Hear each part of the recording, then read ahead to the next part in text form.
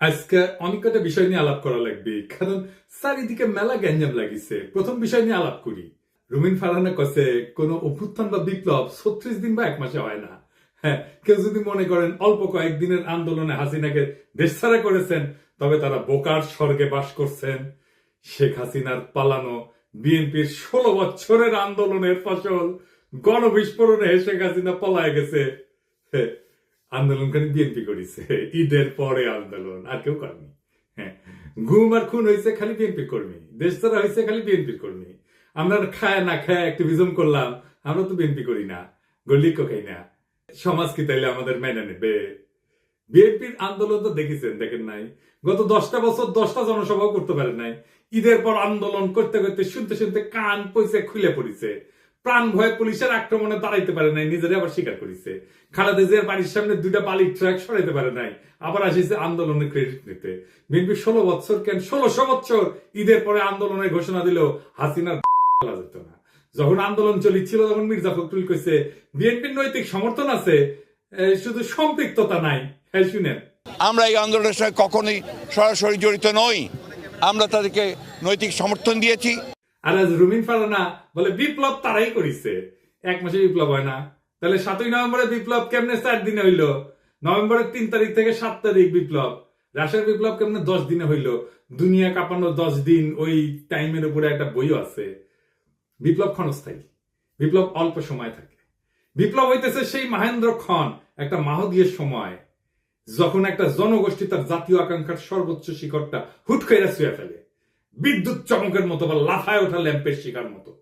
ওই সময় ওই জাতির উপরে আল্লাহর খেলাফত নাজিল হয়, তখন সেই হয়ে ওঠে দুনিয়ায় খোদার খলিফা, বিপ্লবের নায়ক। আর সেই অসামান্য মুহূর্তটাই বিপ্লব। আমরা ভাগ্যবান, আমরা পুরা জাতি ওই মুহূর্তটায়, ওই মহেন্দ্রক্ষণের নায়ক, যার মধ্যে দিয়ে সৃষ্টিকর্তার পবিত্র ইচ্ছা আমাদের জাতির উপরে নাজিল হয়েছিল। এই জন্য এই শহীদের মৃত্যু নাই, তারা সময় আর কালকে অতিক্রম করে যায়। আমি কইছিলাম খোদা তালার দয়া ছাড়া বিপ্লবে বিজয়ী হওয়া যায় না। খোদা তালার সাহসের আবাবিল পাখি পাঠানো লড়াইয়ের ময়দানে খোদা তালার সাথে জনগণের একটা স্পিরিচুয়াল কানেকশন ছাড়া বিপ্লব সফল হয় না। মহাজীবনের ডাক শোনে সবাই। আপনি রুমিন ফারহানাকে বিএনপি কে খোদা তালার জায়গায় বসাইতেছেন? নাউজুবিল্লাহ। বিপ্লবের মালিক সৃষ্টিকর্তা, আপনারা না। আপনি বিপ্লবের নায়ক হইলে আপনি মাইকের সামনে চিল্লাইতেন না, অবশ্য ভুলভাল চিল্লান। কইতেছে 18 সালে নাকি বিএনপি নির্বাচন প্রত্যাখ্যান করেছে। শুনেন, আওয়ামী লীগ যখন ভারতের সঙ্গে আঘাত করে 14, 18, 24-এ ক্ষমতা দখল করলো, বিএনপি তখন আকস্মিকভাবে জনগণের পাশে থেকে নির্বাচন প্রত্যাখ্যান করেছে। ওই নিজেই 2018 সালে সংসদে সংরক্ষিত আসনের এমপি ছিল বিএনপির, হালকা বিএনপি নির্বাচন প্রত্যাখ্যান করছে। কি কয় না কয় তার কোনো ঠিক নাই। শুধু তাই না, 10 কাঠার একটা প্লট চাই আবেদন করেছিল, যে প্লট পাইলে নাকি চিরকৃতজ্ঞ থাকিবে। দেখেন, এটা প্লটের লোভ সামলাইতে পারে না, সে আবার বিপ্লব বিপ্লব করে। হ্যাঁ, খেল খতম হয়েছে, পয়সা হজম। দরখাস্তটা দেখেন, একবার বলে 2/3 মেজরিটি নিয়ে বিএনপি ক্ষমতায় যাবে। শুনেন, আবার বলে বিএনপি নেতা কর্মীদের কন্ট্রোল করা যাচ্ছে না, কেন্দ্রে জানায় কোনো লাভ হচ্ছে না। শুনেন, বিএনপির নেতা কর্মীদেরকে মাঠ পর্যায়ে কন্ট্রোল করা যাচ্ছে না, চাঁদাবাজির সঙ্গে যুক্ত, জমি দখলের সঙ্গে যুক্ত, টেন্ডারবাজির সঙ্গে যুক্ত। আমার এলাকাতে পদধারী নেতারা কেউ মাটি ভরাট করে নদীর উপরে, জমি দখল করে, আরেক উপজেলায় পদধারী নেতারা মামলা বাণিজ্য করে। তো কন্ট্রোল করা তো যাচ্ছে না। কেন্দ্রে খবর পাঠানো হয়েছে, কেন্দ্র কোনো অ্যাকশন নেয় নাই। তো বুঝছেন তো, বিএনপি ক্ষমতা এসে কি করবি? আচ্ছা, ওরে ছেড়ে দি, বাচ্চা মেয়ে কি কইতে কি কয় ঠিক নাই, আপনারাও ছেড়ে দিয়েন। এবার আসেন বিএনপির অন্যতম প্রধান তরুণ বুদ্ধিজীবী ফাহাম আব্দুল সালাম, ওরা নিয়ে একটু কথা বলি। ফাহাম দেশে গেছিল, আপনারা মনে হয় অনেকেই জানেন যে ফাহাম মির্জা ফখরুল ভাইয়ের মেয়ে জামাই। তো আমি অত্যন্ত পছন্দ করি ফাহামকে ব্যক্তি হিসেবে, ভেরি চার্মিং পার্সোনালিটি। এই ফ্যাসি বিরোধী লড়াইয়ে তার অসামান্য ভূমিকা ছিল। সে আরবান এলিট যুবক তরুণদের এই লড়াইয়ের জন্য তৈরি করছে, সে একাই। আমি ভালো কথা বলে ফেললাম না। হ্যাঁ, বাংলাদেশে কারো সম্পর্কে ভালো কথা বলা খুব মুশকিল। যারা ফাহামকে পছন্দ করেন না তারা গালাগালি করতে পারে, আর যারা ফাহামকে পছন্দ করে তারাও গালাগালি করবে যে ও আসিছে এবার ফাহামের জনপ্রিয়তা দিয়া তোমার পয়েন্ট বাড়ানোর জন্য, পয়েন্ট খাওয়ার জন্য আসিছে। আর যদি কখনো ফাহাম গ্যাঞ্জাম করে, অ্যান্টি পিপল স্ট্যান্ড নেয়, তখন এসে বলবে দেখেছেন দেখেছেন, খুব তো তখন প্রশংসা করেছিলেন। যাই হোক, এটা বলে রাখলাম যে ফাহাম আমার এলাই না, এখন রাজনৈতিক মিত্র না। কারণ ফাহাম বিএনপির যে স্ট্যান্ড নিছে, যেটা আপলোড করে, সেটা করেও সম্পর্ক রাখা যায় ভিন্ন মতের মানুষের সাথে, কিন্তু ফার্ম সেটা রাখবে না বলে সিদ্ধান্ত নিছে, এটা কোনো সমস্যা নাই, অ্যাবসলিউটলি ফাইন। ফার্ম সম্পর্কে এত কথা বললাম যে আমাকে তাকে রেফার করে কথা বলতে হবে, সেই জন্য বলে নিলাম আর কি। কারণ সেও বলছিল যে এই লড়াইয়ে যারা ছিল তারা তার ভাই ব্রাদার বলছে, তো সেটা আমার তরফ থেকেও এখন এটা বলে নেওয়াটা ভালো। তো ফার্ম দেশে গেল, সেই সময় ছাত্রদের নিয়ে বসেছিল, বলছিল সম্ভবত একটা টিভি শোতে যে ছাত্ররা বিএনপির সাথে এলাই করলে ভালো করবে, এটা তাদের বেটার সিকিউরিটি দিবে। স্বার্থের দিক থেকে তারা যদি বিএনপির সাথে অ্যালাইন করে, আমার মনে হয় যে তাদের ভবিষ্যৎ অন্য অপশন থেকে বেটার। 2 দিন আগেও লিখলো ফার্ম যে আওয়ামী লীগের মিছিল হচ্ছে বড়, এইটা আমরা নাকি একে অন্যকে অপমানিত করছি, তার ফল। হ্যাঁ, মাঝে মাঝে ফার্মের কথা শুনে হাসি। আচ্ছা ফার্ম, বিএনপি কি কাউকে সুরক্ষা দেওয়ার কথা বলা মানায়? আর বিএনপি কি কাউকে সুরক্ষা দিতে পারে? দিছে কখনো? এইসব ক্ষমতা কি বিএনপির আছে না ছিল? ক্ষমতা জিনিসটা কি, সেটা কিভাবে তৈরি হয়? বিএনপির যদি কাউকে সুরক্ষা দেওয়ার হিম্মত থাকতো তাহলে জিয়া তো নিহত হয় না, ইলিয়াস আলী গুম হয় না, সালাউদ্দিন চৌধুরী ফাঁসিতে যায় না, তারেক রহমান নির্বাসনে যায় না, বালুর ট্রাক ফেলা তার খালেদা জিয়াকে আটকাই দিতে পারে না। বিএনপি কি দেশকে আওয়ামী লীগের ফাঁসিবাদের হাত থেকে রক্ষা করতে পারছে? পারে নাই। বাংলাদেশের সবচেয়ে বড় রাজনৈতিক দল হয়েও অগাস্ট বিপ্লবের নেতৃত্ব দিতে পারে নাই। এই বিএনপি আগামীতে ক্ষমতায় যাইতে পারে, কিন্তু এই ক্ষমতা সে রাখতে পারবে না, কারণ ক্ষমতা বিষয়টাই সে বুঝে না। দেখেন, বিএনপির জন্ম হইতো না 1975-এর 15ই আগস্ট না ঘটলে। সেই আগস্ট বিপ্লবীদের রক্ষা করছে বিএনপি? করে নাই। মুজিব হত্যা মামলার বিচারে অভিযুক্ত সবাইকে জজ গোলাম রসুল ফায়ারিং স্কোয়াডে গুলি করে মারা মৃত্যুদণ্ডের রায় প্রদান করছিল। যদিও দেশে প্রচলিত সিআরপিসিতে মৃত্যুদণ্ড দণ্ডিতদের ফায়ারিং স্কোয়াডে গুলি করে মারার কোনো বিধানই নাই। সংসদে এই অপকর্মের বিরুদ্ধে সেদিন 120টা আসন নিয়েও বিএনপি কোনো বিরোধিতা না করে মুখে কুলু পাইতে চুপ করে বসেছিল। তাই বিএনপির কাউকে রক্ষা করতে পারবে না, করবে না, সে ক্ষমতা নেই। বিএনপি ক্ষতি করতে পারবে, সেটাই আসল ক্ষমতা। রক্ষা করতে পারাটা রাজনৈতিক ক্ষমতা না, বরং ক্ষতি করতে পারার হিম্মতটাই রাজনৈতিক ক্ষমতা। আমি এই প্রসঙ্গে বিস্তারিত আলাপ করছি আগের এপিসোডে। আওয়ামী লীগের মিছিল বড় হচ্ছে এই জন্য না যে কেউ কাউকে অপমান করছে আর অভিমানে রাজপথ ছেড়ে দিছে তাই আওয়ামী লীগ মিছিল করতেছে, না তা না। বাংলাদেশে বিএনপি বা জামাত বা ছাত্রদের এনসিপি গ্রিন সিগন্যাল ছাড়া আওয়ামী লীগের বাপের ক্ষমতা নাই মিছিল করে। আওয়ামী লীগ বিএনপির আশকারা পাইয়া মিছিল করতেছে না, শুধু বিএনপি আওয়ামী লীগের মিছিল করে দিচ্ছে। হ্যাঁ বা বেশ, এইভাবেই তারা আওয়ামী লীগকে বাঁচাই রেখে জনগণকে ভয় দেখাইতে চায়। বিএনপি ক্ষমতায় আসার আগেই দলটার নেতা কর্মী এবং তাদের আত্মীয় স্বজনরা আওয়ামী লীগের রাজনৈতিক স্বার্থ রক্ষার জন্য কতটা মরিয়া হয়ে উঠছে এ খবর পড়লেই সেটা বুঝতে পারবেন। আওয়ামী লীগকে যারা রুখে দিতে পারবে তারাই আগামী বাংলাদেশের নেতা হবে। বিএনপি রুখতে না চাইলে তো মাঠ ফাঁকা থাকবে না। বিএনপি প্রাণ ভয়ে রাজপথে 28 অক্টোবর দাঁড়াইতে পারে নাই, তার জন্য কি বর্ষা বিপ্লব থামেছিল? ছিল না। ফার্মের কন্ট্রাডিকশন গুলো নিয়ে আলাপ করি না, চাইলে করা যায়। ফার্ম কইতেছে 71 একটা রেড লাইন, এই রেড লাইন ক্রস করলে বাংলাদেশের রাজনীতি করা যাবে না। এই জন্য নাকি জামাত মেইনস্ট্রিম হইতে পারে নাই। আজিব বাত। বিএনপি কি 71 কে ওন করে? সে নিজে কি ফার্মকে নিজে বাঙালি জাতীয়তাবাদকে ওন করে? ফার্ম তো নিজেই নিজেকে হিন্দুস্তানি মুসলমান বলছে। দেখেন, আমি নিজেকে বাঙালি মনে করি না, আমি নিজেকে হিন্দুস্তানি মুসলমান মনে করি। ফার্ম কি ধর্ম নিরপেক্ষতা মানে? সে কি সমাজতন্ত্র মানে? সে নিজেই কমিউনিস্টকে দান্দিক বলে। সেই বাকশাল চাই, আবার ইউরোপিয়ান এনলাইটমেন্ট চাই। দান্তিক বোকাচোদা আর কি। তাইলে ফার্মের 71টা আসলে কি?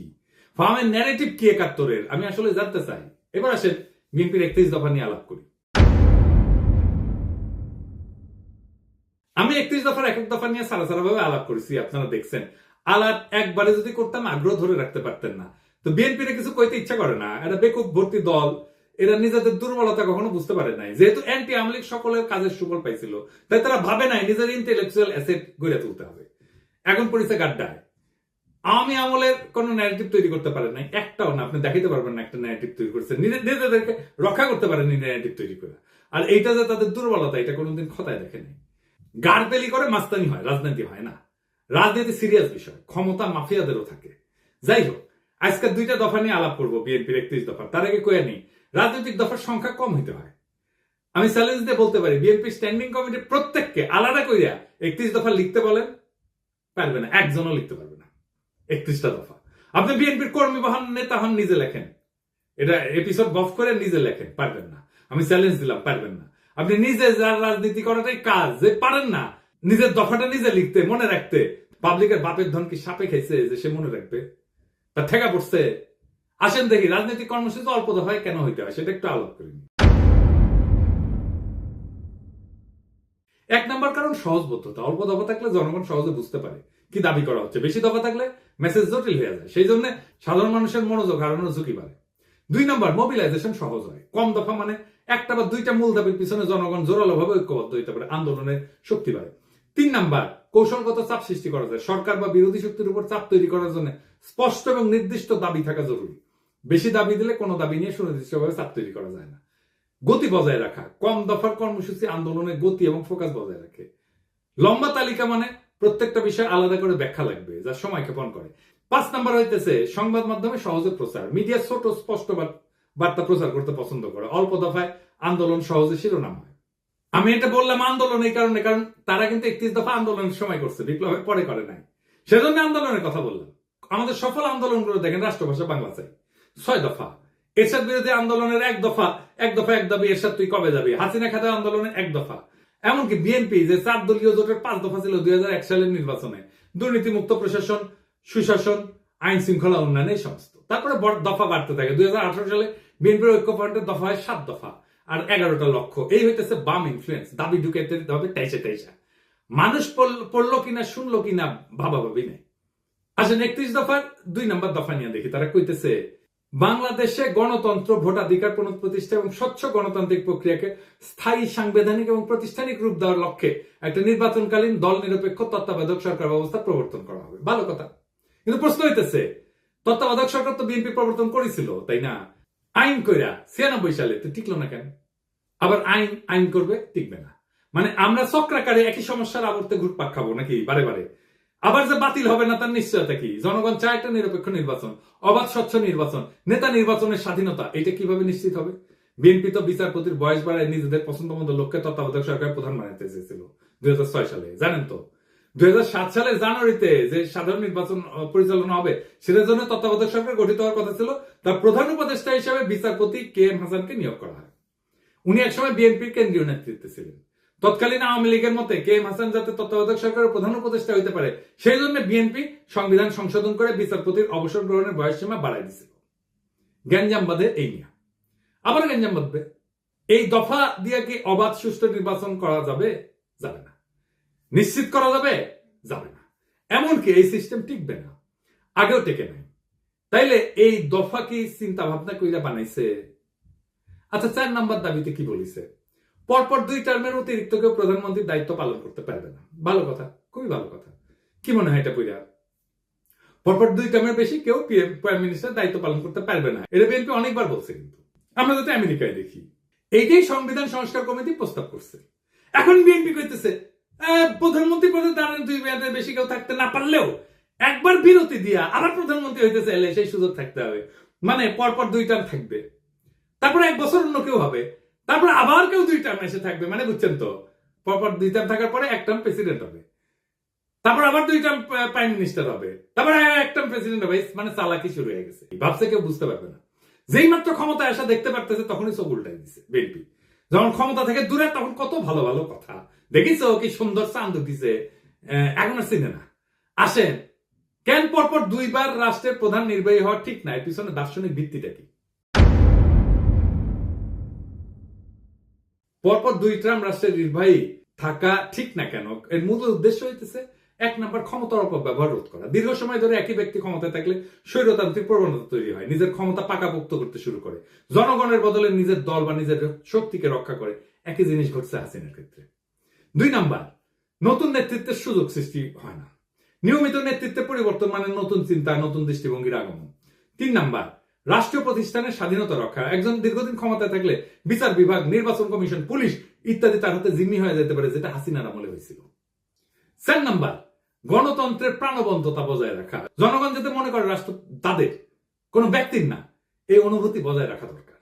এবং দীর্ঘকালীন শাসনের বিদ্রোহ কিন্তু অবশ্যম্ভাবী হয়ে ওঠে, কারণ ক্ষমতা কেন্দ্রীভূত হয়ে পড়ে। যখন এক ব্যক্তি বা গোষ্ঠী দীর্ঘদিন রাষ্ট্রের নেতৃত্ব থাকে, তখন তারা সমস্ত শক্তি নিজেদের হাতে কক্ষিগত করে। আইনের শাসন দুর্বল হয়, বিচার ব্যবস্থা পক্ষপাতদুষ্ট হয়, সেনাবাহিনী প্রশাসন ব্যক্তি বিশেষের গোলাম হইয়া পড়ে, জনগণের স্বাভাবিক চাহিদা, ন্যায় বিচার, সমান অধিকার, জীবনের নিরাপত্তা, এই সমস্ত পদদলিত হয়। একই জিনিস আমরা দেখছি হাসিনার আমলে। দেখেন, এই যে ঘটনা, এটা তাত্ত্বিক ভিত্তি কি, যে কেন প্রধান নির্বাহী বেশি দিন থাকতে পারবে না। তাত্ত্বিকভাবে এটা দাঁড়ায় আছে কয়েকটা বড় চিন্তার উপরে। এক নম্বর হচ্ছে ডেমোক্রেটিক রোটেশন, বা এটাকে বলা যেতে পারে গণতান্ত্রিক চক্র। জন লক, মন্তেস্কু এই দার্শনিকরা বলছিলেন ক্ষমতা স্বাভাবিকভাবে দুর্নীতির দিকে ধাবিত হয়, তাই নিয়মিত ক্ষমতার হাত বদল জরুরি। আরেকটা তত্ত্ব হচ্ছে ন্যাচারাল ডিকে অফ পাওয়ার, মানে ক্ষমতার স্বাভাবিক ক্ষয়। টকভিল উনি বলছেন একজন নেতা যত বেশি সময় ক্ষমতায় থাকে তত সে জনগণের আসল চাহিদা থেকে বিচ্ছিন্ন হয়ে পড়ে।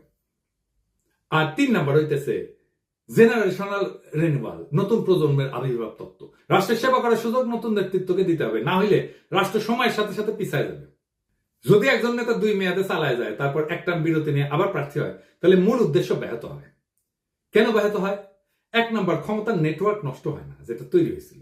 যে নেতা টানা 2 মেয়াদ চালাইছে, তার সময়কালে প্রশাসন, বিচার বিভাগ, পুলিশ, মিডিয়া, ব্যবসায়ী গোষ্ঠী সব স্তরে স্তরে অনুগত এক ধরনের নেটওয়ার্ক তৈরি হয়।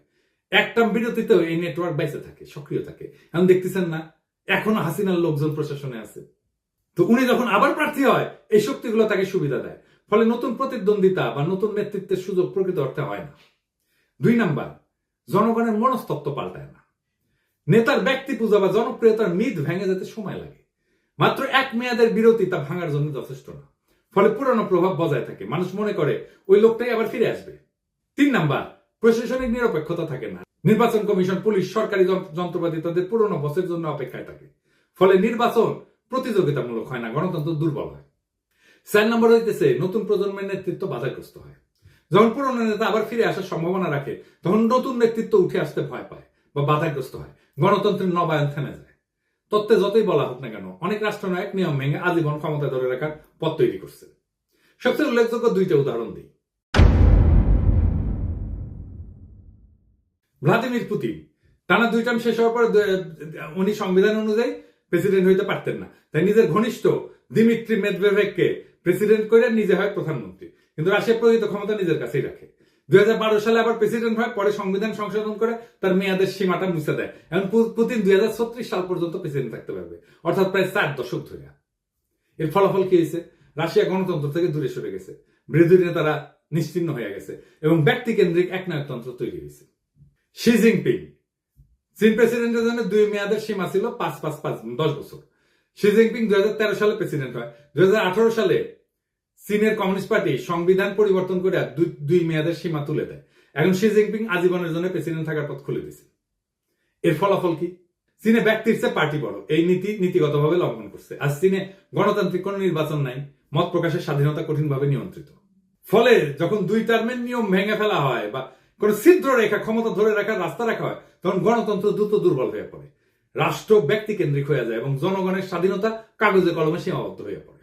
আমি মাঝে মাঝে চুপচাপ হয়ে বসে থাকি, ভাবি যে যদি 2028 সাল পর্যন্ত আওয়ামী লীগ থাকতো কি হইতো। নির্বাচনের নাম উচ্চারণ করলেই নীল সাদা ভাই নিশা দাঁড়াইতো দোরগোড়ায়, ঠান্ডা গলায় বলতো চলেন। তারপর বাকিটা একটা কালো গল্প, যার শেষ পাতায় রক্তের দাগ। লুৎফুজ্জামান বাবর কারাগারের ঘুপসি কোণে চোখ তুলা পাখিদের উঠতে দেখতেন আর ভাবতেন তারা এখনো উঠতে পারে, অথচ আমি। সালাউদ্দিন আহমেদ শিলংয়ের আকাশে হাত তুলতেন, এই নীল কি ঢাকার মতো, নাকি আমি বদলে গেছি। খালেদা জিয়া এখন অন্তরীণ থাকতেন। রিজভী ভাই কোলাপসেবল গেটের পিছনে মাফলার গলায় দিয়া হাতে গোনা কয়েকজন কর্মী নিয়া শীতের মধ্যে ঠকঠক করে কাঁপতেন, ওটাই ওনার রাজনৈতিক কর্মসূচি হয়ে থাকতো। আর আয়নাগর, ওইখানে নাম ঝুলতো শত শত মৃত স্বপ্নের, ভুলে যাওয়া মানুষের, যারা একদিন হাঁটতো, হাসতো, স্বপ্ন দেখতো, তারপরে চুপ হয়ে যেত। আমরাও চুপ হয়ে যেতাম, চুপচাপ বাজারে যেতাম, চুপচাপ অতি মূল্যে অল্প কিছু ডিম কিনতাম, সবজি কিনতাম, আর মাছ মাংস দেখে হাত পিত্তেশ করতাম। চুপচাপ আয়নায় তাকায় ভাবতাম এটা আমার মুখ না, আমি কোথায় হারালাম। ঠিক তখন কিছু সাহসী তরুণ উঠে দাঁড়ায়, তারা বলে এমন জীবন চাই না। তারা বাতাসে ছড়ায় দেয় আলো, আমরা গলা ছেড়ে কাপা কাপা স্বরে ওদের দেখে পথে নেমে আসি, সাহস নিয়া বলি আমরা ভালো নাই। কিন্তু আজ আমরা বলি ওদের হটাও, ওরা রাজনীতি করে ফেলছে। ওদের রক্ত আজকে পথের ধুলা, ওদের কান্না আজকে নীরব শোক। আমরা চিৎকার করি এখনই নির্বাচন চাই, ডিসেম্বরেই চাই, এখনই চাই। দেশ যে ভালো চলতেছে এটা কেউ দেখে না। রিজার্ভ বাড়তেছে, দুর্নীতির টাকা ফিরতেছে, সংস্কারের বাতাস লাগছে, কিন্তু এই খবর কারো কানে ছয় না। একটাই আমাদের পিপাসা এখন, ক্ষমতা আর ক্ষমতা। আলোর এই লড়াই কখনো সহজ ছিল না। আলোর জন্য যারা পথে নামে তাদের পা রক্তাক্ত হয়, তাদের চোখে জল জমে, তাদের গলা রুদ্ধ হয় কান্নায়, কিন্তু তবু তারা হাঁটে। তারা হাঁটে কারণ তারা জানে পিছাই গেলে চিরকাল হারায় যেতে হবে। আজ যারা রক্ত দিচ্ছে, যারা ভয়কে পিছনে ফেলে আগাইছে, তাদের নাম ইতিহাসের পাতায় লেখা থাকবে। আজকে যারা কাঁপতেছে, মিথ্যা বলতেছে, তারা কেবল হারায় যাবে বিস্মৃতির ধুলায়। বিপ্লব কখনো সংগঠিত হয় না বক্তৃতায়। বিপ্লব জন্ম নেয় নির্ভীক হৃদয়ের তপ্ত রক্তে। আমরা সেই রক্তের উত্তরাধিকার, আমরা হারবো না। তারা ভাবছিল আমরা ভয় পাবো, তারা ভাবছিল আমরা হেরে যাব, তারা ভাবছিল আমরা মুখ নিচু কইরা ঘরে ঢুকে যাব। কিন্তু তারা ভুল করছে। আমরা পিছু হটিনি, আমরা সামনে আগাইছি, আমরা থামিনি, আমরা ঝড় তুলছি, আমরা চুপ থাকিনি, আমরা স্লোগানে মুখর করছি রাজপথ। আজ যারা ধোকা দিচ্ছে, ইতিহাস তাদের মুখ চিরকাল ঘষে মাটিতে ফেলে রাখবে। আজ যারা দাঁড়াইছে, ইতিহাস তাদের মাথায় তুলে নেবে। আজ আকাশ ভেঙে পড়ুক, সমুদ্র ফেটে যাক, আমরা পিছু হটবো না। আমাদের জয় হবে ইনশাআল্লাহ। ইনকিলাব জিন্দাবাদ।